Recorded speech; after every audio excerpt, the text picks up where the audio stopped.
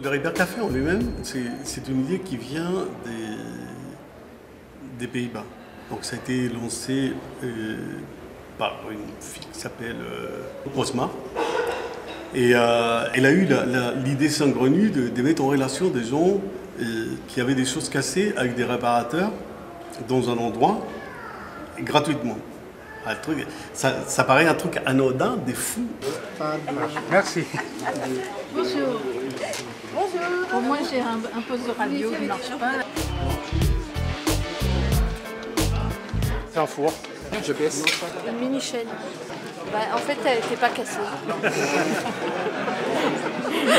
Un robot de cuisine, un robot ménager cuisine qui a la moitié de mon âge. C'est un fer à repasser à vapeur et le bouton est bloqué. J'aimerais le faire réparer. Mais je pense que c'est au niveau informatique, enfin électronique à l'intérieur, ou je sais pas, ou est-ce qu'il y a un bouton à l'intérieur qui se bloque aussi.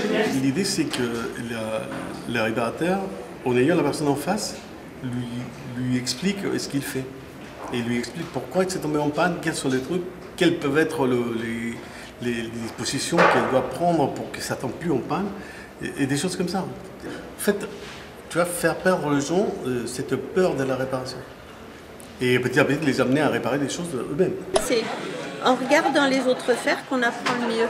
On regarde, on observe et ensuite on traduit dans son langage à soi et puis ça donne de l'assurance. Du coup, on va recréer un bouton.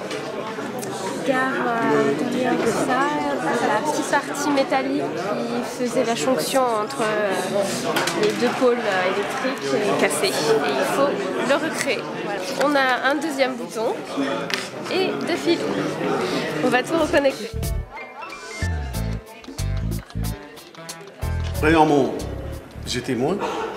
Deuxièmement, avoir moins des trucs de la nature, parce que nous, on est conscient qu'un truc qui n'est pas réparé ici, je veux dire, il y a un 30% qui va suivre le chemin normal pour le jeter dans une déchetterie, et l'autre, 70%, on va les trouver au coin de la rue. Tu vois, et donc, c'est pour ça qu'on essaie de réparer au maximum. Et le troisième, qui est le principal, c'est le côté social. C'est de faire sortir les gens et les faire rencontrer les autres. Et voilà, moi je suis en tant que bénévole également pour la couture. Mais aujourd'hui, j'ai quelque chose à faire réparer. On est confronté à des fois à des réparations inattendues, on s'entraide. C'est vraiment, comme tu dis, la convivialité.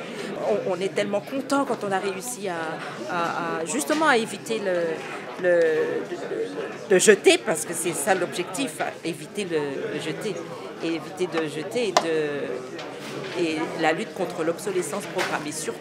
Maintenant, même quand on va chez un réparateur, j'allais dire agréé, ou le service après-vente, ils font en sorte de vous dire oh ben non, on ne va pas le réparer parce que la réparation va coûter finalement plus cher que l'objet lui-même. Donc c'est vraiment pour nous pousser à consommer.